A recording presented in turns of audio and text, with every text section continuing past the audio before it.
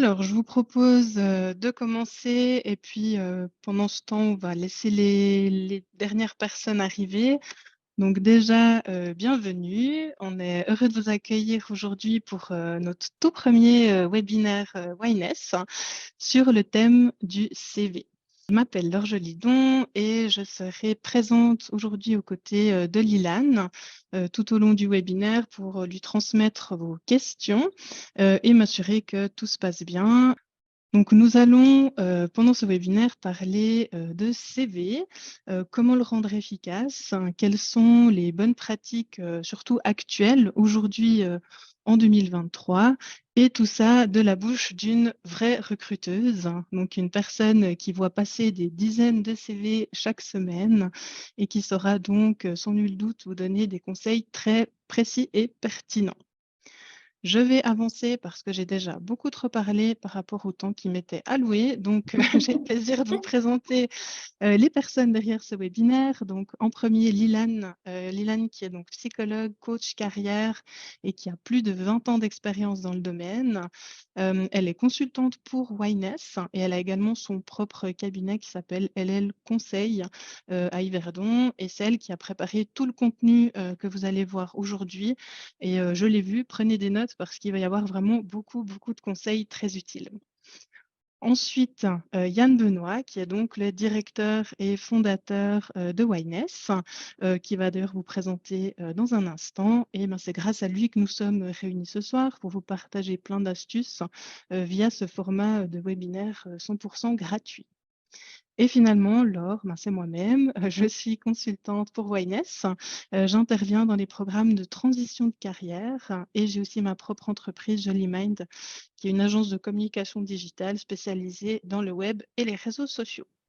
Voilà, je laisse la parole à Yann qui va nous parler rapidement de Wyness. Merci Laure. Alors bonsoir à tous et toutes. Donc juste quelques mots pour vous parler de Wyness. Donc qu'est-ce que c'est Wyness? Nous sommes une société donc locale. On est situé à La Chaux-de-Fonds, Neuchâtel. On a créé la société en 2007 et puis aujourd'hui on est une quinzaine de personnes plus les externes dont Lilane et Laure ici présentes ce soir. Donc au niveau de ce qu'on va proposer comme service. Donc, on fait du recrutement fixe temporaire. Ça, c'est notre gros business. Donc, on parlait de CV tout à l'heure. Donc, moi, j'aime bien les CV personnellement, hein. Et puis, on va recruter dans les secteurs qui sont la technique, le bâtiment, l'horlogerie, la vente et les services, donc le domaine tertiaire. On va faire aussi de l'accompagnement, donc tout ce qui est coaching, donc que ce soit pour les privés, les professionnels, et aussi on a une grosse activité qui est l'outplacement, donc c'est tout ce qui concerne les licenciements. Donc quand une société licencie du personnel, elle fait appel à nous et puis nous, on va accompagner les personnes pour justement les remettre le plus vite possible sur le marché de l'emploi et notamment travailler sur ce fameux CV. On fait également des ressources humaines, c'est une des grosses activités, notamment on fait du recrutement sur site. Donc nous sommes au sein d'entreprises, à l'intérieur d'entreprises. Et là également, je reviens sur le sondage. Donc là aussi, on a besoin de CV parce que c'est quand même toujours difficile aujourd'hui de reconnaître quelqu'un juste en le voyant. Donc le CV est quand même votre carte de visite. Une des particularités aussi, c'est que depuis l'année passée, on a lancé un programme de formation, d'initiation au métier horloger et joaillier dans la région. On est dans une région horlogère reconnue pour la microtechnique. Et puis, peut-être que vous avez entendu parler d'une pénurie. On est en plein dedans. Donc, aujourd'hui, on a lancé donc, des initiations au métier horloger et joaillier, donc sous forme de formation rémunérée. Enfin bref, vous avez tous les détails sur notre site si ça vous intéresse. Et puis donc en 2023, on lance ces fameux webinaires, ces formations pour les particuliers sur les techniques de recherche d'emploi. Et puis on commence ce soir. Donc c'est aussi pour moi une première, donc mon premier webinaire. Voilà. Je laisse la parole à Dylan. On va commencer tout de suite avec le sommaire de notre webinaire, hein. Je vais d'abord vous apporter quelques informations générales sur les CV. Qu'est-ce qui fait que c'est un bon CV? Quelles sont les bonnes pratiques avec ces règles d'or? Je vous donnerai les données de base qu'il faut absolument mettre dans un CV, hein, parce qu'il faut savoir qu'il y a 20 ans en arrière, on ne mettait pas tout à fait la même chose dans les CV qu'aujourd'hui. Donc, pour les personnes qui n'ont plus fait de recherche d'emploi depuis 15 à 20 ans, ça vaut la peine pour vous de faire un petit refresh sur les données de base d'un CV, de ce qui est attendu pour un recruteur. À la fin du webinaire, je vous présenterai aussi un CV avant-après, que vous puissiez voir qu'est-ce qui est vraiment dans l'application un CV avec des faiblesses et un CV avec des forces. Et puis, en fin de webinaire, 2 CV seront commentés en direct pendant le webinaire, mais 2 minimum, hein, si on a le temps, on en fera plus. Il faut savoir que les gens qui ont accepté de soumettre leur CV, je ne vais pas pouvoir passer tout le monde en direct hein, pour les commenter, mais ces personnes-là vont avoir une réponse personnalisée de toute façon de ma part dans les prochains jours hein, concernant leur CV. D'accord? Donc, ne vous faites pas de soucis. Alors, on va débuter tout de suite avec les informations générales. Définition d'un CV puis son utilité. Le CV, ça peut nous permettre à nous d'avoir une vue d'ensemble de votre expérience professionnelle, de votre formation, de vos compétences. Et puis, ça me permet, moi, en tant que recruteuse aussi, de déterminer si vous avez les qualifications nécessaires pour le poste en question. Donc, bien entendu, un CV qui est bien écrit, qui est bien organisé, permet d'augmenter vos chances d'obtenir un entretien d'embauche. Donc, le CV, c'est la première étape pour pouvoir accéder à l'entretien d'embauche. Voilà. Donc, il y a différents types de CV. Je ne vais pas rentrer trop en détail sur ce point parce que les personnes qui feront une formation plus détaillée auront ces points-là. Ce qui est important de retenir, c'est qu'aujourd'hui, il faut faire un CV antichronologique. Qu'est-ce que veut dire un CV antichronologique? C'est que vous allez mettre vos expériences du plus récent au plus ancien. Pour des jeunes qui sortent d'apprentissage, par exemple, c'est encore OK hein, d'avoir un CV d'ordre chronologique, mais idéalement plutôt un CV antichronologique, comme on appelle. Vous avez aussi sûrement entendu, voilà, est-ce que je dois faire un CV de compétences ou qu'est-ce que je fais comme type de CV? Un CV de compétences, c'est un CV qui va mettre toutes vos compétences au début du CV et puis après, vous allez dire où vous avez travaillé. Alors, moi, je vous parle du côté terrain. Je sais qu'il y a beaucoup de patrons qui n'aiment pas les CV de compétences, parce que pour eux, c'est un peu un fourre-tout. Hein. C'est-à-dire, on met toutes les compétences qu'on a, mixées là, depuis 20-30 ans, et puis, il n'y a plus aucune activité qui est mise en détail sur les expériences professionnelles. Donc ça, je vous montrerai aussi tout à l'heure. L'idéal, c'est d'avoir un peu un mixte de tout ça. C'est ça qu'on va discuter aujourd'hui. Voilà. Ensuite, il y a bien sûr tous ces CV en ligne que vous pouvez retrouver en les posant sur vos job boards, donc que ce soit JobUp, Indeed, etc. Et puis des CV même vidéo, de plus en plus, j'en reçois aussi hein, avec un petit QR code et puis je clique dessus et je vais voir le CV vidéo. Donc ça, c'est aussi un autre moyen d'être percutant. D'accord? Je vais vous parler juste de la différence entre un CV et une lettre de motivation. Enfin, on me dit, mais moi, j'ai écrit la même chose dans le CV et la lettre de motivation si vous me demandez de mettre les compétences. Ben voilà, non, ce n'est pas la même chose. Le CV, c'est vraiment un document qui résume l'ensemble de vos compétences, de vos expériences et de votre formation. Donc, c'est quelque chose, une présentation plus factuelle, un peu plus structurée, alors que dans la lettre de motivation, vous allez exprimer votre intérêt pour le poste, pourquoi vous êtes le candidat idéal, vous allez mettre les réalisations passées et puis pourquoi vous êtes aligné aux valeurs de l'entreprise, par exemple. Hein. Ça, ce sera le sujet d'un autre thème de webinaire sur la lettre de motivation, du reste. C'est pour ça que c'est intéressant pour moi de vous poser la question qui a déjà postulé en ne voulant pas être engagé. C'est quand même un gros taux, hein, le 35%, hein, ça c'est sûr. Donc, qu'est-ce qui fait un bon CV? Donc, les bonnes pratiques. Première chose, CV individualisé. Pourquoi est-ce que je vous dis ça? C'est parce que je reçois parfois des CV. Il ne faut pas croire que les recruteurs, même si on a beaucoup de dossiers, on ne se rappelle pas de vous. Hein? D'accord? Moi, parfois, pour plusieurs postes différents qui n'ont rien à voir, j'ai le même CV. Et ça, c'est un problème. Quand on dit qu'il faut individualiser son CV pour chaque candidature, même si ça semble fastidieux, c'est une bonne raison de le faire. Il ne faut pas tout bouleverser de A à Z, mais vous avez plutôt intérêt à ajouter ou à retirer des éléments en fonction du poste que vous allez postuler. D'accord ? Par exemple, si vous envoyez à une agence de placement votre CV, c'est un CV qui sera un peu plus généraliste. Hein, alors que selon les annonces, vous allez individualiser et personnaliser votre CV.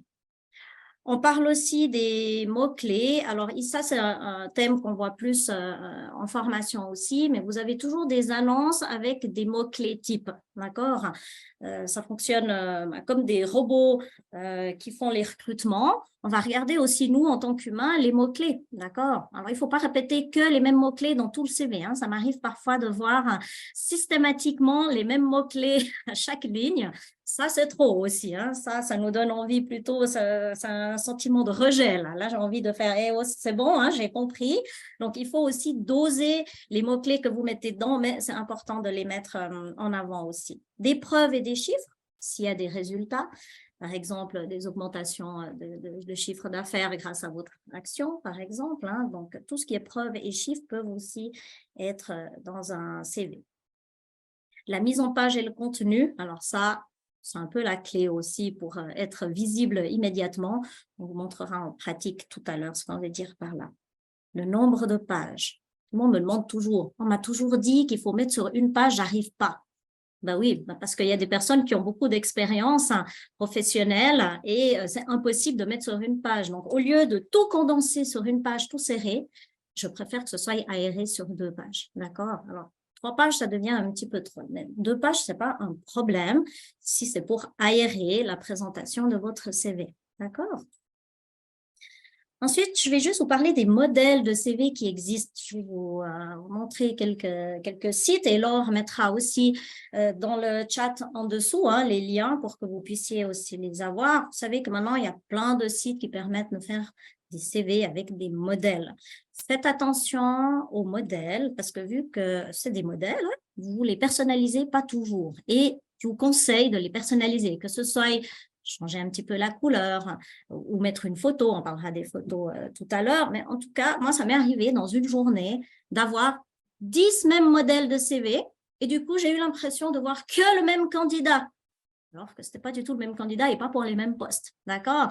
Mettez-vous aussi à la place des recruteurs et dites-vous, mais si je reçois 10 fois le même modèle, qu'est-ce que je vais en penser? Donc, c'est bien de le personnaliser, même si vous avez utiliser des applications qui vous permettent d'accéder à ça. Alors, je vais vous montrer quelques sites pour que vous sachiez de quoi on parle. Le premier site que vous pouvez utiliser s'appelle cvdesigner.com. Donc là, vous pouvez faire un compte gratuit, d'accord? Si vous n'aurez plus qu'à rentrer les données et oh magie, le CV, il apparaît après directement comme ça et vous pouvez choisir différentes mises en page de CV grâce aux données que vous avez rentrées. Alors, bien entendu, quand on parle de modèle, c'est aussi un petit peu restreint. Hein. Il vous oblige à mettre certaines données, vous ne pouvez pas toujours tout enlever. Donc, parfois, il faut un petit peu bidouiller, je vois, en coaching pour pouvoir avoir ce qu'on aimerait exactement sur la page. Mais c'est assez intéressant pour des personnes qui n'aiment pas trop l'informatique, qui veulent un CV qui soit bien mis en page. cvdesigner.com, site gratuit qui est vraiment intéressant pour rentrer les données. Ensuite, je vais vous montrer un deuxième site que vous connaissez peut-être pour certains. C'est Canva, qui est beaucoup utilisé aussi pour les publications sur les réseaux sociaux, pour les flyers, etc. Là aussi, vous pouvez vous faire un compte gratuit. Il y a aussi des sessions professionnelles, hein, mais pour faire un CV, vous pouvez tout à fait vous créer un compte gratuit. Et une fois que vous avez créé un compte gratuit, vous voyez qu'ici, il y a modèle. Vous cliquez sur modèle. Et là, vous avez CV. Alors, je vais vous montrer. C'est extraordinaire. Il y a 12 064 modèles aujourd'hui de CV. Je pense que vous allez trouver votre compte là-dedans quand même. Hein, alors. Donc là, il y en a toute une série, des plus intéressants, des moins intéressants. Hein, c'est très personnel. Encore une fois, c'est votre carte de visite, donc il faut que ça vous représente quelque part. C'est ça qui est important. Mais vous pouvez vous inspirer de tout ça. Par contre, Canva, je vous le dis, il faut être quand même assez à l'aise en informatique hein, pour pouvoir déplacer les rubriques. Vous pouvez faire vraiment beaucoup de choses avec Canva, mais c'est quand même plus compliqué d'accès que CV Designer. Mais ceux qui sont assez créatifs, qui ont envie de s'amuser aussi, n'hésitez pas, il y a plein de CV. Vous allez prendre un temps fou déjà à en trouver. Si jamais vous voyez la petite couronne là, ça c'est les CV qui sont payants, d'accord? Donc c'est juste là la différence avec les CV gratuits ici, il n'y a pas la petite couronne. Voilà. Ensuite, vous avez aussi une autre possibilité, c'est via Word. Je vais vous montrer aussi, il y a toutes sortes de modèles sur Word. Donc là, je vous ai directement mis la page des modèles de CV. Si on regarde, il y en a plein. Alors, si je vais être assez franche avec vous, cette version-là, je la vois beaucoup trop, celle-ci aussi. Donc, si vous pouvez éviter ces deux versions où je vois 10 à 15 CV par jour qui se ressemblent, ce serait bien. Mais voilà, en tout cas, il y a des possibilités largement ici aussi avec Word de pouvoir utiliser les modèles de CV. Il y a aussi sur PowerPoint, comme on en parlait avec Laure, c'est des CV qui sont plutôt faits, je trouve, pour des graphistes de formation. On vous montrera, si on a le temps à la fin, ce type de CV. Ce n'est pas forcément l'idéal pour un premier CV, parce qu'un bon premier CV devrait quand même être assez sobre. D'accord? Ça, c'est important. Donc voilà, je vois que Laure vous a mis des liens en dessous pour les modèles de CV. Voilà. À quoi est-ce que vous devez encore faire attention? Faute d'orthographe. Surtout pour des métiers comme employé de commerce, si vous me fournissez déjà un CV avec plein d'erreurs et plein de fautes d'orthographe, c'est déjà rédhibitoire. D'accord? Donc, faites relire à votre entourage, même si vous n'avez pas de difficulté dans ce domaine. Vous savez que quand on relit plusieurs fois, on ne voit plus les fautes. Donc, n'hésitez pas à demander aux personnes de votre entourage de faire une petite lecture et d'avoir leur avis aussi, si vous trouvez votre CV percutant ou pas. Je vais passer au thème des règles d'or d'un bon CV. Alors, je vais parcourir assez rapidement parce qu'il y a des choses que je vous ai déjà dit tout à l'heure. Mais il y a un point qui est important pour moi aussi, c'est celui-ci. Soyez honnête dans votre CV. Parfois, quand je pars un peu à la découverte, un peu plus détaillée du CV, que je compare avec les certificats de formation, etc., je vois qu'il y a des choses qui sont comblées pas très correctement, les dates ne sont pas justes, les noms de fonctions ne sont pas justes. Des fois, on m'invente des noms de diplômes aussi. D'accord? Donc, je vous conseille vraiment d'être authentique et honnête parce que ça va vous rattraper quelque part à un moment donné. Donc, c'est pour ça que j'ai mis que c'était une règle d'or d'un bon CV. Incluez les informations importantes, ça on va voir tout à l'heure, mais soyez surtout à jour. Il y a encore des personnes qui m'envoient des CV qui ne sont pas à jour. Donc, du coup, ils ont travaillé jusqu'en 2021 et puis j'ai un CV qui s'arrête à 2021 alors que ces personnes, elles ont fait d'autres choses entre-temps. Donc, mettez votre CV à jour régulièrement et même les personnes qui nous écoutent là aujourd'hui, si vous n'êtes pas en recherche d'emploi, ayez quand même votre CV à jour. C'est beaucoup plus facile de le faire gentiment que dans l'urgence où tout d'un coup, il faut refaire son CV et vraiment, ça prend beaucoup d'énergie. Ce point, les règles d'or d'un bon CV, l'adresse de courriel, ça on rigole assez souvent avec ma consoeur Laure. Faites attention aux adresses email un peu fantaisistes. Déjà, nous, en tant que recruteur, quand je vous recherche, si je cherche Laure Jolidon, ça va, je vais la trouver dans mes mails, d'accord? Mais je vois par exemple des lapins verts à hotmail.com ou des gros doudous @gmail.com. Enfin, c'est peut-être joli comme ça, mais je ne vais pas vous retrouver parce que je ne sais pas de qui il s'agit, d'accord? Et n'oubliez pas non plus que quand vous avez configuré votre email au tout début de l'ouverture de votre boîte, parfois on peut rentrer un pseudo. Et c'est ce que moi je reçois aussi, d'accord? Donc, ce n'est pas sûr que votre pseudo, ce soit Laure Jolidon, ça peut être autre chose. Donc, contrôlez aussi le pseudo de départ lors de votre inscription de votre boîte email. D'accord? Laure, tu voulais rajouter quelque chose par rapport aux emails Ça pourrait être fantaisistes? le sujet d'un webinaire, l'email d'accompagnement. C'est sûr, c'est sûr que là, il y a quelque chose à dire, mais en tout cas, très, très rigolo et les gens ne se rendent pas forcément compte. Je dis toujours, contrôlez bien votre adresse email, votre adresse de courriel que vous avez depuis si longtemps. Il faut que l'employeur puisse tout de suite vous détecter et puis vous trouver. Même si vous êtes marié, parfois, je vois des noms qui correspondent à leur nom de jeune fille, mais finalement, je ne vous retrouve pas après, moi, dans mes mails. D'accord? Donc, c'est vraiment quelque chose à être attentif. D'accord? Ok.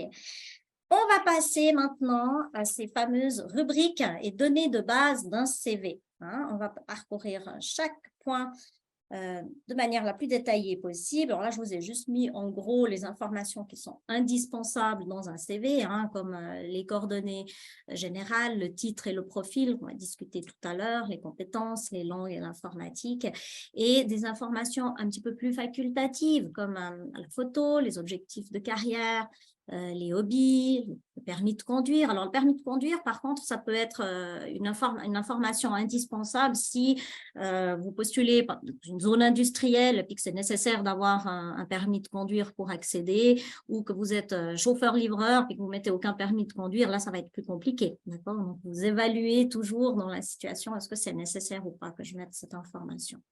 La nationalité, l'état civil. Alors, l'état civil, souvent, je rigole quand j'ai mes coachés, je leur dis, mais est-ce que c'est absolument essentiel de mettre que vous êtes divorcé?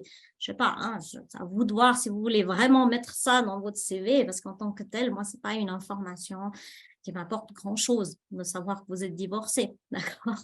Si vous voulez mettre le nombre d'enfants, vous pouvez aussi, si ça fait partie de votre identité, ce n'est pas quelque chose d'obligatoire. Par contre, si vous avez des enfants en bas âge, essayez peut-être de mettre si vous avez la garde assurée ou pas, si vous voulez absolument mettre le nombre d'enfants. L'origine n'est plus quelque chose de nécessaire. Les références, on en parlera aussi à la fin. Et l'adresse LinkedIn aussi, je vous en parlerai tout à l'heure. Alors, quand on parle de coordonnées, déjà de 1, vous me mettez le prénom en premier et le nom après. Donc, c'est Lilan Nguyen Lopez et pas Nguyen Lopez Lilan, d'accord? Je vois encore l'inversion souvent dans les CV. Ensuite, vous mettez votre adresse ou la localité. Alors, sachez que c'est assez spécial. Moi, j'ai eu une fois un candidat où il n'y avait ni le nom, ni le prénom, ni l'adresse, ni le téléphone à qui j'avais affaire. Donc, je vous conseille quand même de mettre des coordonnées de base. On aurait quand même juste à avoir votre prénom et au moins la localité, d'accord? Ça, c'est quelque chose qui est essentiel. Je vais aussi vous montrer autre chose, je vais juste arrêter le partage pour vous parler de ce point. Les coordonnées et le contact, parfois c'est un petit peu les grosses argumentations avec mes collègues parce que je dis toujours essayez d'éviter de mettre le contact en haut du CV. Alors, pourquoi est-ce que je dis ça? Je vais vous montrer tout de suite un CV et vous allez comprendre pourquoi est-ce que je dis ça. Alors, je vous partage ça. Vous avez vu, c'est écrit CV Vintage. Ne trichez pas, mais je vous dirai après tout à l'heure pourquoi c'est le CV Vintage. Donc, CV Vintage. Moi, quand j'ouvre, par exemple, sur Indeed, votre CV, je vais l'ouvrir, bien entendu. Alors, moi, je le mets peut-être un petit peu grand parce que mes yeux ne sont pas très, très bons, mais n'empêche que si vous regardez bien, les coordonnées, ça prend déjà presque toute la place du CV. Donc, c'est pour ça que je vous dis, selon la mise en page, ne mettez pas les contacts tout en haut parce que si je veux vous contacter, je vais trouver vos coordonnées dans le CV. D'accord? Ce qui m'importe plus, c'est le reste des rubriques qu'on va discuter tout à l'heure. Donc, ne mettez pas les coordonnées et contacts tout en haut si votre mise en page est vintage, comme j'aime le dire. Alors, on revient sur ces fameuses coordonnées. Alors, on va parler du premier point. Pour moi, ce qui est essentiel, c'est d'avoir votre intitulé de poste ou le nom de fonction. Qu'est-ce que ça veut dire? Il y a une importance d'avoir un positionnement professionnel. Si vous êtes employé de commerce, par exemple, vous pouvez aller dans plusieurs métiers différents. Vous pouvez être assistant achat, assistant RH, vous pouvez être réceptionniste, vous pouvez être aide-comptable, etc., etc. C'est un panel assez large, employé de commerce. Donc, il y a une importance de se positionner professionnellement. Même si vous pourriez tout faire, non, moi, en tant que recruteur, j'ai besoin d'un positionnement pour savoir où vous mettre et si vous correspondez au profil du poste. Un diplôme pour ouvrir à plusieurs postes. Et puis, c'est important de reprendre l'intitulé de l'offre. Mais je vais juste mettre des guillemets à reprendre l'intitulé de l'offre. Par exemple, une personne qui a toujours été magasinier dans sa vie, mais qui n'a pas une formation de logisticien CFC, ne peut pas mettre qu'il est logisticien avec CFC, par contre, d'accord? Un carreleur qui veut se reconvertir comme agent d'exploitation ne peut pas mettre agent d'exploitation comme nom de poste sous son nom et prénom, d'accord? Donc ça, il faut faire très, très attention. Je retrouve souvent pour les apprentis, hein, je donne un exemple, ils sont apprentis gestionnaires du commerce de détail et on leur fait mettre tout de suite, tout en haut, gestionnaire du commerce de détail, mais ils ne le sont pas encore. Donc, vous ne pouvez pas mettre un nom de fonction qu'ils n'ont pas eu ou qui ne sont pas encore en ce moment. Donc, quand je dis intitulé de poste et fonction, je parle de ça. Hein. Par exemple, Martin Dubois, assistant administratif, on a tout de suite le titre et la fonction en dessous. Hein. Je vous dis ça la semaine passée, lors d'un recrutement d'une assistante de direction, sur 40 dossiers, j'avais 38 dossiers où l'intitulé de poste n'était pas du tout ce que je recherchais. Donc, forcément, ça ne me donne pas envie de lire la suite. Il faut vraiment vous dire que ce n'est pas que votre CV ne correspond peut-être pas, mais il faut me donner envie de lire la suite. Donc, pour assistant de direction, je l'ai noté par exemple, hein, mais sous les titres, j'avais technico-commercial, comptable, formatrice, j'avais community manager, j'avais secrétaire médicale, j'avais prof d'auto-école, etc., etc. Moi, je n'arrive pas à faire le lien. Je cherche une assistante de direction avec des tâches spécifiques. Donc, si vous me mettez ça, je vais pas pouvoir trouver vos compétences transversales quelque part. D'accord? Donc, ça, c'est vraiment à identifier puis à vous dire qu'est-ce que je mets comme intitulé de poste et nom de fonction pour que ce soit percutant. Alors là, on vous a fait juste une petite image pour que vous compreniez donc, ce qu'il faut faire ou ne pas faire. Donc, assistant des ventes plutôt que recherche, travail, assistant, ADV, 70 avec une erreur d'orthographe. D'accord, ça m'arrive assez souvent hein, d'avoir ça. Plutôt employé de commerce avec CFC qui se positionne comme aide comptable plutôt que de faire votre liste de courses, aide comptable, assistant achat, réceptionniste, etc. D'accord? On imagine bien que vous puissiez peut-être faire d'autres choses, mais ne faites pas votre liste de courses dans votre CV. Mettez plutôt Chief Financial Officer, trilingue, français, anglais, allemand, plutôt que CFO seulement, d'accord? Même si je sais ce qu'est un CFO. Et puis, mettez plutôt ingénieur en génie mécanique HES, plutôt que rien du tout. OK? Donc, ça, c'était pour que vous puissiez comprendre qu'est-ce qu'on veut dire quand on parle d'intitulé de poste. La deuxième rubrique absolument importante pour moi sur le CV, c'est ce qu'on appelle le pitch professionnel. C'est une brève présentation de votre profil, d'accord? À quoi ça sert? Ce résumé percutant, c'est surtout qui me donne envie de lire la suite. Je vous donne un exemple de terrain. Si je recrute une personne, puis je demande à ce qu'elle ait une expérience déjà dans le domaine médical. Si elle ne me met pas au tout début, dans cette brève présentation d'elle-même, qu'elle a eu une expérience confirmée, par exemple, dans le domaine médical, je ne vais peut-être pas lire la suite de son CV. Ça m'arrive systématiquement, hein, je regarde les noms d'entreprises. Moi, je ne connais pas toutes les entreprises médicales du monde. Donc, c'est bien que vous me précisiez que vous avez une expérience confirmée dans le milieu médical. Et là, j'irai lire plus loin. Donc, je vais vous dire un petit peu qu'est-ce qu'il y a dans un profil professionnel, hein? Il peut y avoir plusieurs éléments. Donc, ça peut être autant le titre et la fonction que la formation. Ça peut être les réalisations, ça peut être des qualités que vous avez, ça peut être vos valeurs, ça peut être une expertise que vous avez, hein, par exemple, en lien avec votre métier. Ça peut être un objectif professionnel, puis une expérience marquante. Pour que vous compreniez mieux, je vais vous montrer un exemple, ça sera plus parlant. Donc voilà, si on reste sur monsieur Dubois, qui est assistant administratif, il pourrait faire un petit texte comme ça, par exemple, et puis mettre en gras ce qui est important en lien avec l'annonce. D'accord? Comme ça, tout de suite, ça me percute et je vois ces mots-clés. Il faut le dire, hein, quand il y a les mots-clés en gras, je ne vois que ça.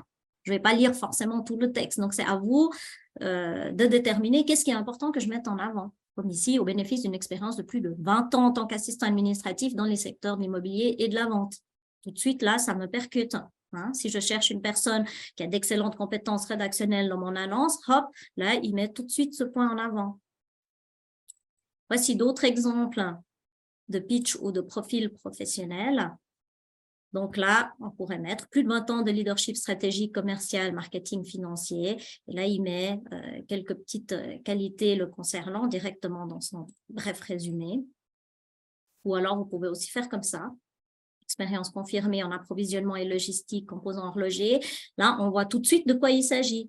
Je pourrais même ne pas avoir à lire le reste de son CV. J'ai un résumé et une brève présentation de la personne. C'est ça qui est important. Hein. Là, la même chose, une autre formule.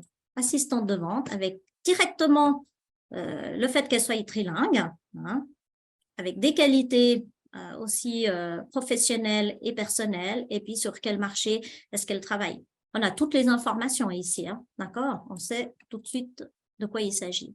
Et là encore un exemple pour un ingénieur HES en mécanique, 20 ans d'excellence dans le domaine de la R&D, et là de nouveau quelques qualités professionnelles et personnelles, et puis les langues. D'accord? Ne mettez pas dans le pitch juste je suis une personne dynamique, motivée, avec un bon esprit d'équipe et autonome, hein, parce que tout le monde a la même chose, hein, c'est un peu copier-coller.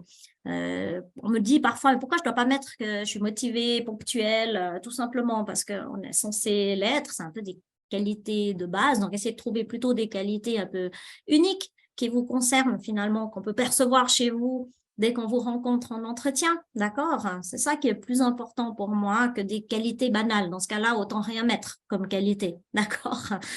Donc, il faut bien choisir ces mots quand vous faites votre pitch professionnel. Ensuite, il y a une rubrique qui est très importante, c'est la rubrique compétences. Alors, déjà, je sais qu'il y a plusieurs personnes qui vont dire, mais c'est quoi exactement la notion de compétence? Alors, je sais qu'ici, il y a quelques spécialistes aussi dans nos participants qui ont déjà entendu en long et en large qu'est-ce que c'est une compétence, donc je vais la faire très bref. Une compétence regroupe 3 choses. La première chose, c'est tout ce qui concerne le savoir, c'est-à-dire vos connaissances théoriques hein, que vous pouvez acquérir soit à l'école, en formation, par le biais de podcasts que vous avez écoutés, par le biais de livres que vous avez lus. Tout ça, c'est des savoirs que vous allez avoir de plus en plus, qui fait partie des compétences. Ensuite, vous avez le savoir-faire. Savoir-faire, c'est plus au niveau pratique. Hein. C'est ce que vous allez acquérir au fur et à mesure de vos expériences professionnelles. Et on a ensuite le savoir-être qui a plus un lien avec l'attitude comportementale que vous pouvez avoir, vos qualités, comment vous fonctionnez dans tel ou tel environnement. Alors, en tant que recruteuse, je vais être assez claire. Le savoir et le savoir-faire, normalement, quand vous venez en entretien, c'est assez confirmé. On a lu vos certificats de travail, on a vu votre CV, donc on a vu votre formation, on a vu aussi vos expériences professionnelles. Donc, normalement, savoir et savoir-faire, c'est OK. C'est le savoir-être qui est important. Hein. Ça, ce sera un thème qu'on développera aussi dans un webinaire sur l'entretien d'embauche, mais le savoir-être, c'est vraiment quelque chose qui est essentiel pour nous. Donc là, je vous donne un exemple toujours pour Monsieur Dubois.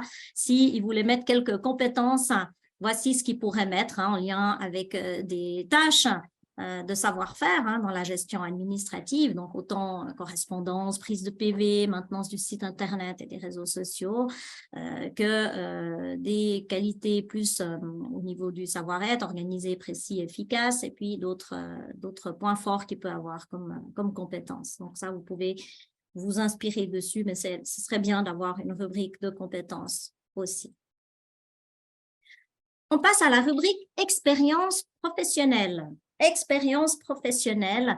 Il faut savoir que pour certaines personnes, on va mettre la rubrique d'expérience professionnelle en premier et pour d'autres, on va mettre la rubrique formation en premier. D'accord? Et pourquoi est-ce que parfois c'est l'expérience professionnelle ou la formation? C'est que si vous avez par exemple pas la formation qu'il faut pour ce poste, mais que vous avez eu l'expérience professionnelle, vous allez mettre l'expérience professionnelle en premier. Si vous avez eu, par contre, la formation, mais pas l'expérience professionnelle encore, par exemple, je ne sais pas, vous avez obtenu le brevet fédéral de comptable, mais que par contre, vous n'avez encore jamais eu une première expérience, vous allez mettre votre formation en premier. Donc, ça, c'est à évaluer selon votre cas. D'accord? Je dis, ce n'est pas général, ce que je dis là, c'est plutôt à évaluer selon votre situation. Et pourquoi je vous montre cet exemple d'expérience professionnelle? À pas faire et puis à faire. Donc déjà ici, on voit qu'au niveau, on va dire, de la mise en page, c'est quand même un petit peu plus moderne et un peu plus attractif, d'accord? Mais surtout, ici, il manque les localités et il manque le descriptif des tâches. C'est ce qui manque souvent dans les CV de compétences où les patrons disent on en a marre d'avoir ces CV de compétences où on voit plus ce qu'ils ont fait à chaque endroit, d'accord? Donc idéalement, c'est bien d'avoir un mixte de tout. Et ici, on a les tâches. D'accord? Donc, dans l'expérience professionnelle, adaptez vraiment aussi les tâches que vous avez faites par rapport au poste que vous avez eu. Je donne un exemple pour une enseignante, par exemple, d'école secondaire qui veut postuler comme formatrice. Elle ne peut pas mettre comme tâche enseigner aux élèves. Si elle postule pour un poste de formateur, ça ne va pas me parler. Par contre, si elle mettre sur pied un cours de droit et former les élèves, là, c'est déjà des termes plus professionnels qui correspondent à un formateur. Donc, adapter son langage par rapport aussi au pays où vous êtes. Je vois par exemple des CV français où on me met alternance. Nous, on n'utilise pas tellement le mot alternance ici. Donc, faites attention à tous ces termes pour que ça corresponde vraiment à ce qui se fait ici. Ensuite, vous avez la rubrique formation. La rubrique formation, donc la même chose toujours au niveau mise en page, mais c'est surtout de mettre le nom du diplôme que vous avez obtenu et le bon nom du diplôme que vous avez obtenu. D'accord? Je vous ai mis cet exemple ici parce que j'ai beaucoup de personnes que j'accompagne qui ont par exemple fait l'apprentissage d'employé de commerce, mais ils ne me mettent pas le diplôme parce que pour eux, c'est logique qu'ils l'ont obtenu. Non, ce n'est pas logique. Il y a plein de gens qui ont suivi des formations qui n'ont pas obtenu le diplôme. Donc, soyez attentifs. Est-ce que vous avez bien mis le nom de votre diplôme et qui correspond aussi au document que vous avez? Et dans ce cas-là, il faut le mettre. Donc, CFC, l'employé de commerce, on pourrait même rajouter la voie élargie, la voie de base, etc. D'accord? À voir. Mais en tout cas, mentionnez bien en détail et puis où c'est aussi que vous avez obtenu ce diplôme. Petite parenthèse aussi pour ceux qui ont fait une formation duale. Donc, en Suisse, on sait que pour les apprentissages, ça se passe soit en école totalement, soit en formation duale. Si vous avez fait une formation en duale, ça veut dire que vous avez aussi une expérience en entreprise. Donc, c'est-à-dire que dans la rubrique précédente d'expérience professionnelle, il faut que vous mettiez la fonction apprenti, employé de commerce et le nom de l'entreprise. Et puis, dans la rubrique formation, c'est là que vous allez mettre l'apprentissage avec le nom de l'école. Faites bien la distinction parce que sinon, on croirait que vous avez fait tout votre apprentissage en école et que vous n'avez pas d'expérience terrain. On passe à la rubrique langue et informatique. Donc, moi, ce que je voulais vous parler ici dans la rubrique langue et informatique, c'est ces questions de jauge.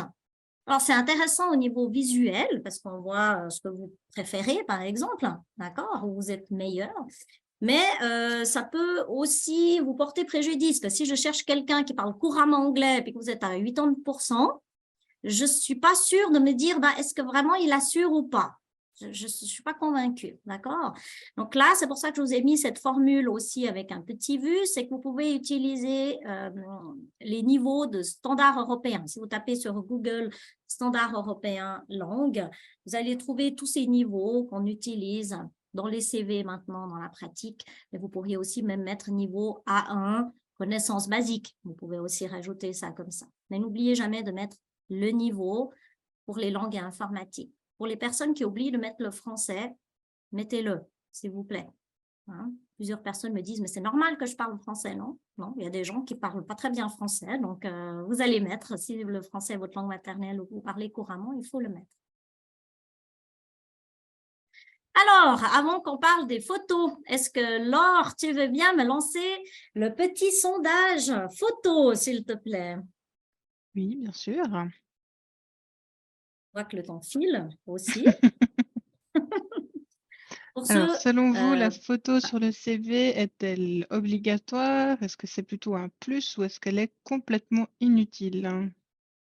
Alors, merci de vos votes pour photo ou pas photo.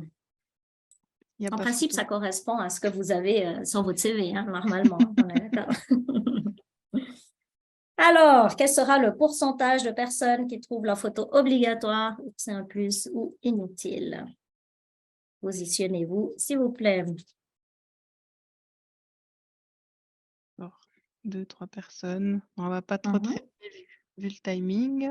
Oui. Merci à toutes les personnes qui ont voté. Hop, je vous affiche les résultats. Ah voilà, un plus. En prédominance, un plus. Merci beaucoup. Je crois que vous avez raison. On va revenir sur les photos. Donc, les photos, les plus, moi, je vous parle en tant que recruteuse, hein, ça me sert tout simplement à me souvenir de vous, d'accord? Que si j'ai eu un entretien avec vous il y a une année avant et que vous me recontactez, grâce à la photo, je vais me rappeler de vous. Hein. Moi, je vois 50 personnes par semaine. C'est pas possible pour moi de me rappeler de tout le monde au niveau du nom, prénom. Donc, la photo m'aide à me rappeler de la personne. Ou la même chose quand vous avez des modèles, hein, où tout le monde a le même CV, la photo permet de distinguer hein, aussi. D'accord? Mais si vous mettez une photo professionnelle. Hein, je vais vous dire après qu'est-ce que vous devez mettre exactement et ça peut montrer votre personnalité. Dans les contres de la photo, bien sûr, c'est que ça peut entraîner des préjugés puis que ça peut être discriminatoire. D'accord? Donc, c'est à vous de juger si vous avez envie de mettre la photo ou pas. Mais si vous la mettez, s'il vous plaît, parce que là, je vois vraiment de tout passer hein, ces temps, vous me mettez une photo avec un bon cadrage, une bonne lumière, souriant, mais pas trop non plus, une tenue adaptée au métier. Ça, je crois que c'est le plus important. Quand je vois vraiment des choses assez incroyables. Une photo récente de vous, je vais vous reconnaître en entretien. D'accord? Les contres de la photo, c'est parce que j'ai des photos en ce moment avec beaucoup de filtres. Des photos à l'envers, des photos de vacances, des photos avec les toilettes derrière, des photos avec où vous êtes à la mer, des photos en plein pied, des photos selfie. J'ai aussi parfois eu même des photos en costume de bain, des photos que vous avez fait en shooting photo. Voilà, donc s'il vous plaît, faites attention. Et aussi à la taille de la photo. J'ai eu une photo qui était tellement petite que même en zoomant, je ne voyais pas la tête de la personne parce qu'elle était en entier et toute petite. Donc voilà, faites attention à la taille, s'il vous plaît, si vous mettez une photo. Alors, est-ce que Laure, tu peux lancer le prochain sondage sur les loisirs, la rubrique des loisirs, s'il te plaît? Est-ce que vous êtes pour ou contre de mettre ces loisirs? Qui était d'ailleurs une question qu'on a eue dans la boîte à questions. Donc, ça sera Super. l'occasion d'y répondre. Parfait. Donc, est-ce qu'on met les loisirs ou non dans le CV? Qu'est-ce que vous en pensez?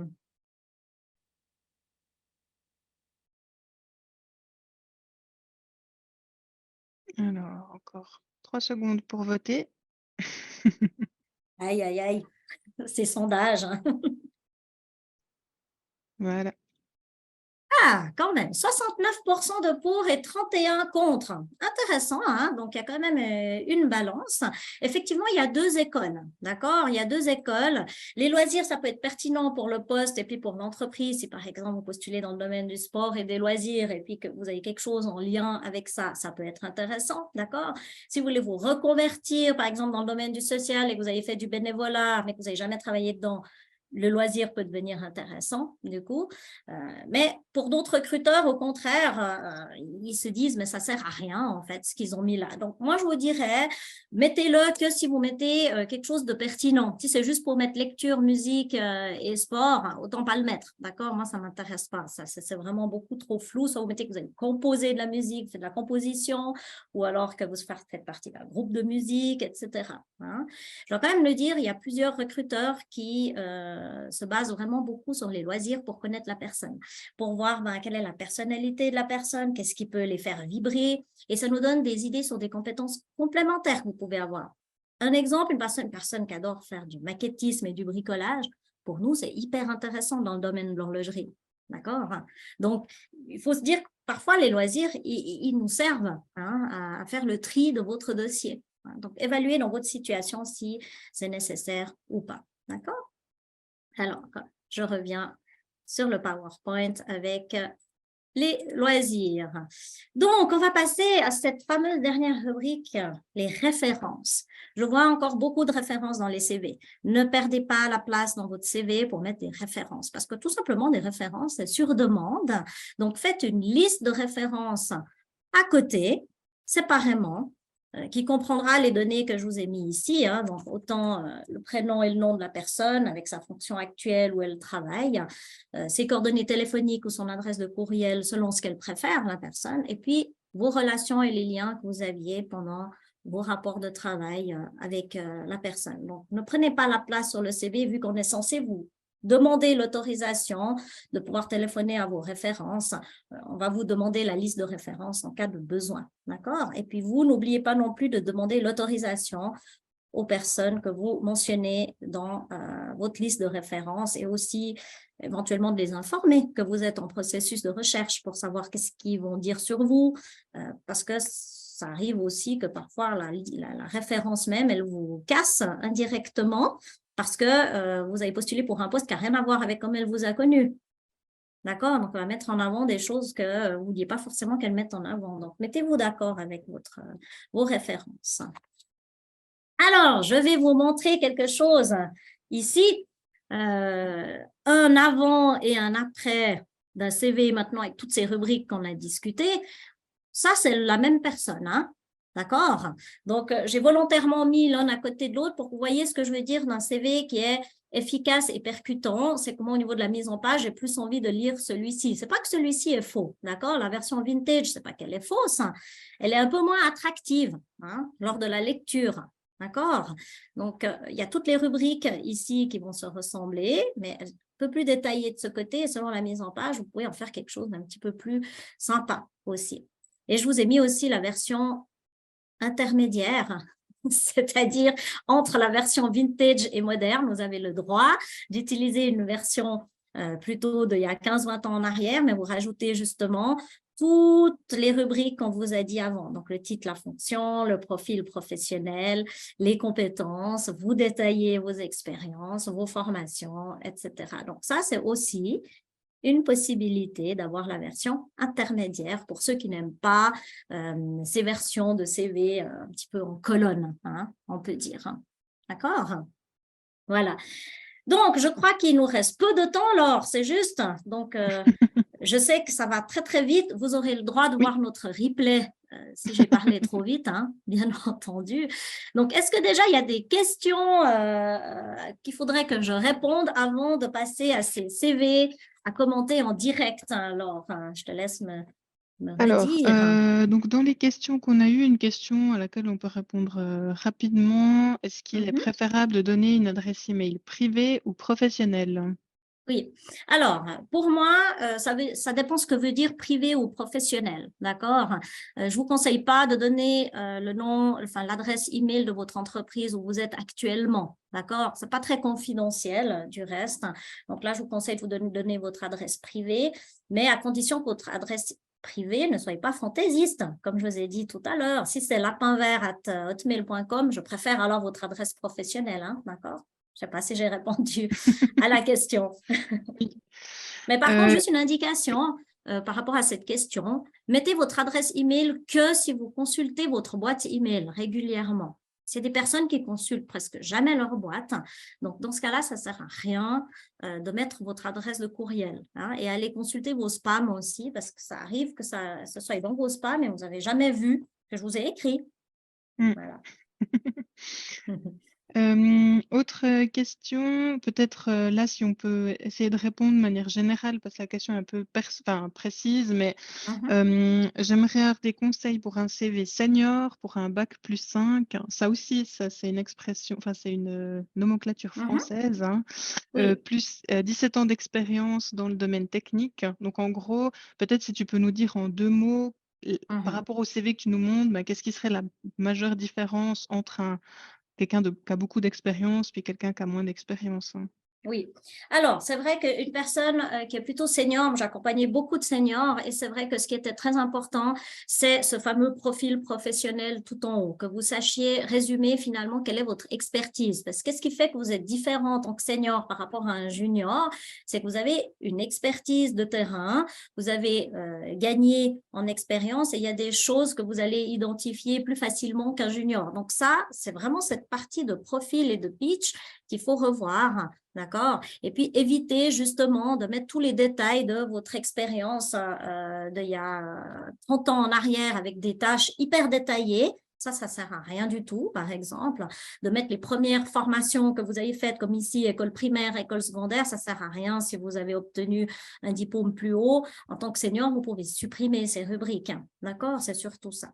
Et après, pour les seniors, ce qui est important, c'est ça, c'est les compétences et le profil professionnel à mettre en avant. C'est essentiel. D'accord? Ok.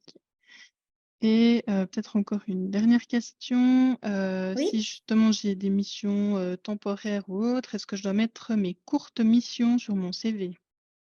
Alors, moi, il n'y a pas besoin de mettre forcément les mois en détail, hein, que j'ai été de janvier à mars avec les dates hyper précises. Vous pouvez très bien mettre entre parenthèses 3 mois de mission temporaire, ça me suffit comme indication. Ce qu'il faut, c'est plutôt mettre en avant mission temporaire ou CDD ou CDI. C'est plutôt pour qu'on voie s'il y a une progression dans votre carrière qui a l'air instable, hein. Il y a des personnes tous les 2 ans, ils partent tout le temps. Est-ce qu'ils sont partis pour une autre raison ou est-ce que c'est parce que c'était des CDD et des missions temporaires? C'est là que ce serait utile de mettre quelque chose. Mais sinon, je ne mettrai pas en détail les dates, en tout cas. Merci. Ce que je propose, c'est qu'au vu du temps qui reste et sachant qu'il y a des personnes qui doivent partir, pile à 19h, je vais juste vous partager et en plus, ça va faire le lien avec une question qui était: «Doit-on avoir un profil LinkedIn?»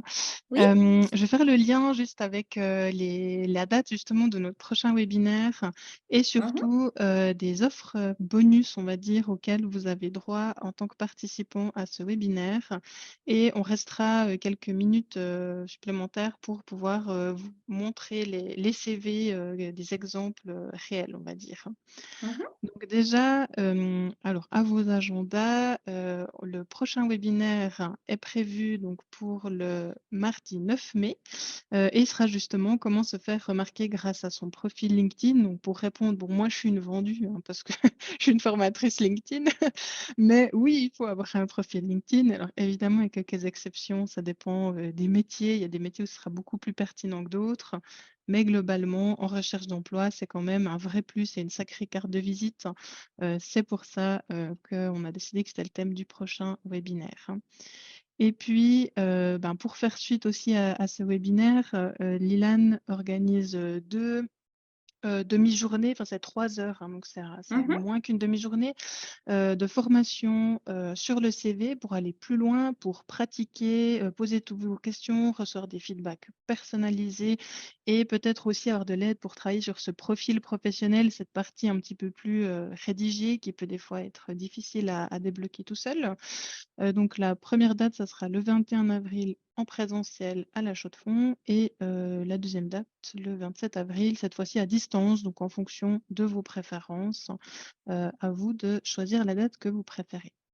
À venir aussi, il y aura une formation pour les professionnels de l'accompagnement, donc coach ou autres, sur les techniques de recherche d'emploi. Là, les dates sont encore à annoncer, mais rejoignez-nous sur les réseaux parce que c'est là qu'on va annoncer tous les prochains événements. C'est aussi là qu'on partage des conseils, toutes les semaines pour, la transition de carrière, pour, le recrutement et beaucoup d'offres d'emploi aussi si vous cherchez un job. Et également, sur notre site wellness.ch où vous allez retrouver, le replay, de ce webinaire, ainsi que d'autres articles de blog, conseils, et cetera. Voilà, j'ai fini un peu sur les chapeaux de roue, Merci Laure. Donc mais je effectivement, te pour ceux laisse qui la main. doivent nous quitter à 19h, comme ça, ils auront entendu un petit peu ce qu'ils vont recevoir tout bientôt. Mmh. Pour les autres qui peuvent encore rester un petit moment, je vais répondre aux dernières questions aussi et puis commenter en tout cas 1 ou 2 CV en direct, hein, que vous puissiez voir de quoi on parle. Donc je vais peut-être commencer par la diffusion des CV à commenter. Comme ça, les personnes ne seront pas frustrés quand même de ne pas avoir vu leur CV Oui passer, et hein, donc encore merci, à toutes les personnes qui ont envoyé leur CV d'ailleurs. oui, tout à fait. Donc, comme vous le voyez, hein, j'ai flouté quand même les données personnelles, même s'ils m'ont autorisé à le diffuser aujourd'hui. Donc, je vous le montre déjà en grand, hein, pour que vous voyez que là, il y a un modèle. D'accord? Donc, moi, quand je je reçois ça. Donc, si je dois vous donner quelques conseils ici sur le CV de Romana, il me manque la fonction. Donc, je ne sais pas ce que vous cherchez exactement comme job. Si je lis toutes vos expériences, je me dis, bah, finalement, vous pourriez autant chercher un autre poste de facteur que d'être comptable ou alors totalement autre chose, finalement. Donc, il me manque ce titre et cette fonction et il me manque ce profil professionnel dont on parlait pendant tout ce webinaire pour avoir une brève présentation de vous, que je sache qu'est-ce qui résume qui vous êtes, Romana, finalement. Et puis, il me manque la rubrique compétences pour savoir qu'est-ce que vous savez faire. D'accord?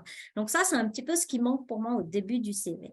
Ensuite, si on va un petit peu de manière plus détaillée, il me manque toutes les localités. N'oubliez pas, il y a beaucoup de CV où il manque les localités. Contrôlez bien sur vos CV que vous ayez vos localités qui sont inscrites. Et là, typiquement, il y a juste un petit souci de mise en page où il manque un espace.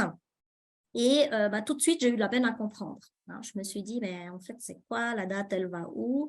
Donc ça, à faire attention aussi avec l'espace manquant juste avant le 2010. Les abréviations, toujours à éviter. Moi, je ne sais pas ce que c'est, hein, SDAP. Alors, je ne sais pas, peut-être que Laure sait. Moi, personnellement, je ne connais pas ce que c'est SDAP. Donc, du coup, ça m'a un peu interpellée. Je me suis dit, c'est quoi?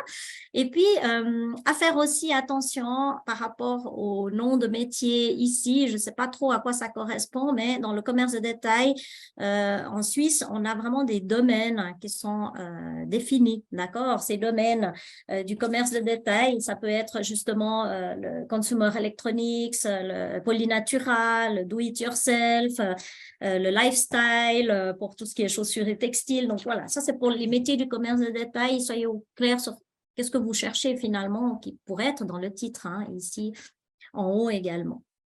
Pour les pays, pour les personnes qui ont travaillé dans d'autres pays, en principe, mettez le nom du pays que si ce n'est pas la Suisse. Si c'est en Suisse, vous n'avez pas besoin de mettre, hein, d'accord? Donc là, il me manque peut-être la France, juste que je sois au clair. Pour l'informatique, ce qui me manque ici, c'est le niveau. Du coup, je ne sais pas le niveau que vous avez, parce que parfois, des gens me mettent Word, Excel, etc., mais ils ont un niveau très basique, hein, d'accord? Donc ça, à faire attention. Nationalité, permis de travail, hein, aussi, éventuellement, c'est ce qui pourrait manquer dans la formation ici, d'accord, à côté de la formation. Si j'ai juste laissé le petit O ici, c'était juste pour vous dire que vous n'êtes pas obligé de mettre en bleu et surligné. Vous pouvez désactiver cette fonction, hein, vous dessoulignez puis vous remettez en noir, parce que sinon j'ai une confusion avec la rubrique de formation qui est la même couleur. Voilà. Donc ça, c'est pour le CV de Romana. On va peut-être en voir quand même un petit deuxième rapidement. Là, j'ai le CV de Harit. Est-ce que tout le monde voit? Laure, on voit le CV d'Harit, c'est tout bon? Oui, ça fonctionne tout bien. OK. Alors, le CV d'Harit, ce que j'aurais à dire ici, c'est, comme j'ai parlé dans le webinaire, ne pas faire la liste de courses, hein, comme je disais.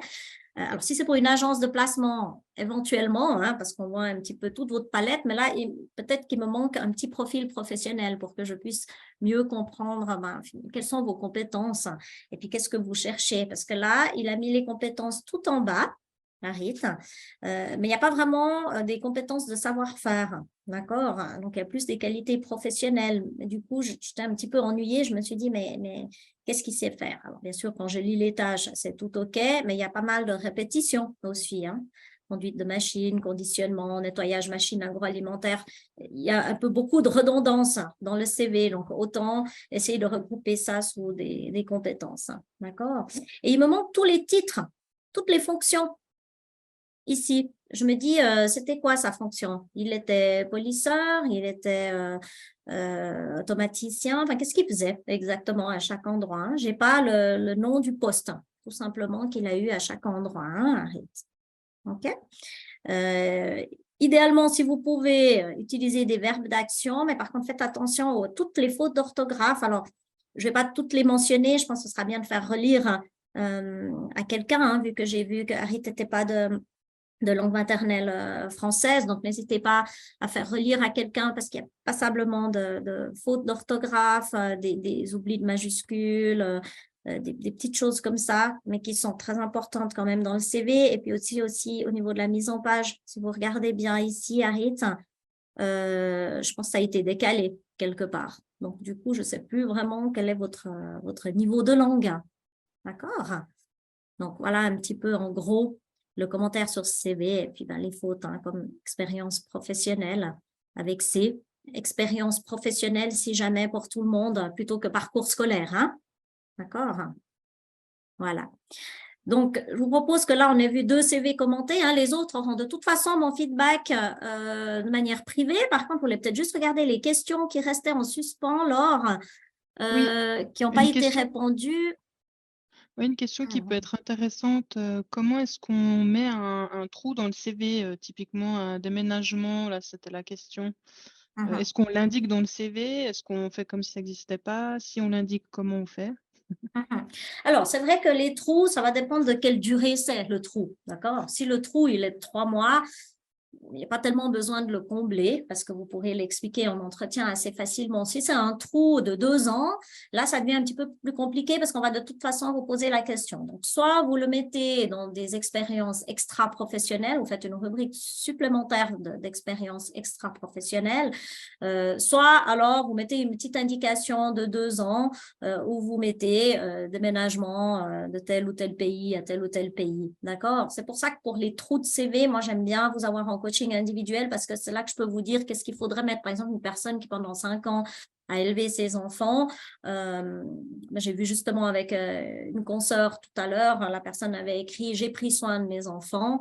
Vous ne pouvez pas mettre ça dans un CV.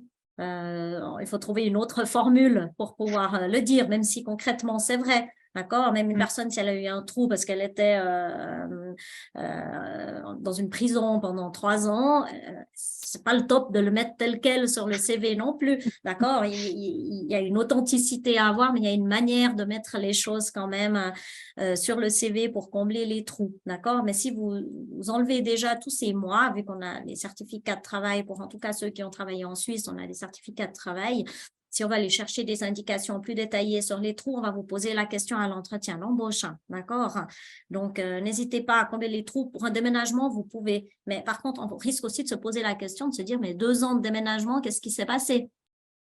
Donc, Oui. c'est là qu'il faut être pertinent pour expliquer la chose, d'accord? Peut-être une, dernière question. Déjà, merci tout le monde pour votre participation et vos questions. C'est vraiment super chouette d'avoir, comme ça de la participation.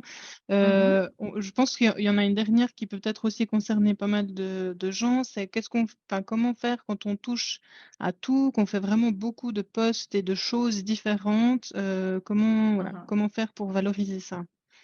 Alors, c'est vrai que pour les personnes qui ont une multitude d'expériences très différentes, qui ont été, on va dire, très polyvalents, c'est vraiment le CV de compétences qui est approprié pour pouvoir mettre en avant les compétences qu'il faut par rapport à leur cible professionnelle, par rapport à leur positionnement professionnel. Par contre, c'est vrai que vous allez devoir peut-être enlever certaines rubriques qui n'ont rien à voir selon où vous allez postuler. C'est ça. Par exemple, une personne qui est logisticienne, elle va peut-être enlever qu'elle a fait une formation en hypnose, par exemple. Parce qu'il n'y a pas forcément un lien, enfin quoique, il peut y avoir un lien, on ne sait jamais, mais ce que je veux dire, c'est qu'il faut évaluer la pertinence vraiment de laisser les choses dans le CV. Mais un CV de compétences est approprié pour une personne qui a fait beaucoup de choses et après, elle va détailler sous chaque rubrique ce qui est nécessaire de mettre en avant pour l'endroit où elle va postuler. D'accord? Je pense qu'on en revient au tout premier point que tu mentionnais qui est personnalisé, Tout à fait. individualisé et que du coup on met plus en avant une chose ou l'autre en fonction du poste auquel on postule, à ce moment-là, quoi. Ouais, Bien sûr. top. Alors, Alors, est-ce qu'il y a des questions qu'on n'a pas encore passées, oui, il y a Laure? eu quelques questions par rapport à des analyses de CV. Donc, par Oui. rapport à ce webinaire, donc les personnes qui avaient accepté de jouer le jeu, d'être analysées en direct, eux, ont reçu un email et pour le coup, Lilan fera un petit retour, personnalisé. Pour les autres personnes, je ne sais pas, vous pouvez toujours écrire à Lilan, mais on va regarder peut-être pour, faire un retour groupé ou suite à ce webinaire, si vous pouvez déjà peut-être faire toutes les améliorations et Ça envoyer un aussi, petit oui. mail après coup si vraiment vous avez une question, on est toujours à dispo. Je vous ai Oui. aussi mis nos, profils LinkedIn en lien, dans l'espace discussion. Et puis, n'hésitez pas à nous contacter, chacun en fonction de vos questions. Bien sûr. Et le Hem, replay sera donc disponible. oui, Donc, peut-être ça va répondre à vos questionnements encore en réécoutant, vu qu'on a été un petit peu vite. J'espère que le chef Wyness a pu suivre quand même, malgré la vitesse. Exactement. Et puis, comme il y avait plus d'une 60aine de personnes inscrites, je ne peux pas répondre à tout le monde individuellement hein, pour les individualisations de CV, mais par contre, de manière générale, j'espère qu'avec la checklist, ça va aussi vous aider. Mais toutes les autres personnes, en tout cas, peuvent sans autre nous demander. Je n'hésiterai pas à vous dire non s'il le faut, d'accord. Mais nous restons une agence aussi de coaching, de recrutement, donc on est à disposition pour tous les autres éléments. Et puis, on sera bien sûr là avec Laure pour le prochain webinaire sur LinkedIn, qui sera intéressant pour tout le monde, dont nous-mêmes. Hein, Yann, je pense qu'on va devoir améliorer certaines choses. Mais on sera là la prochaine fois avec Laure. Manquez pas le prochain rendez-vous LinkedIn, hein, parce que vraiment, je pense que c'est très, très important. Oui. S'il y a des personnes qui sont juste frustrées, qu'on n'a pas répondu à vos questions, hein, parce que le temps file, vous pouvez me renvoyer si jamais les questions en privé et puis je vous répondrai. D'accord? Oui, et puis normalement, si tout fonctionne, vous devriez avoir un sondage qui s'affiche en sortant du webinaire. Donc, s'il vous plaît, vu que c'est notre premier webinaire, alors déjà, merci pour vos retours positifs dans l'espace discussion. Mais si vous pouvez juste répondre au sondage de satisfaction afin qu'on s'améliore au fur et à mesure du temps. Et oui. Bah, merci beaucoup tout le monde. En tout cas, est-ce que Yann, tu veux ajouter un mot de conclusion? Non, c'était très bien. Je vous remercie pour ces conseils. Et puis, peut-être juste une précision par rapport au CV, parce qu'on en voit tous les jours. C'est vrai que plus vous serez précis dans ce que vous dites, et plus ça va nous donner envie de vous recevoir en entretien, parce que ça donne aussi une bonne indication sur qui vous êtes. Donc, voilà. Merci à tout le monde pour votre participation. Et puis, on se réjouit de vos commentaires de la suite de ces webinaires. Bonne soirée. Bye bye. Merci beaucoup tout le monde. Merci à Bonne tout le soirée. monde. Au revoir. Bonne soirée.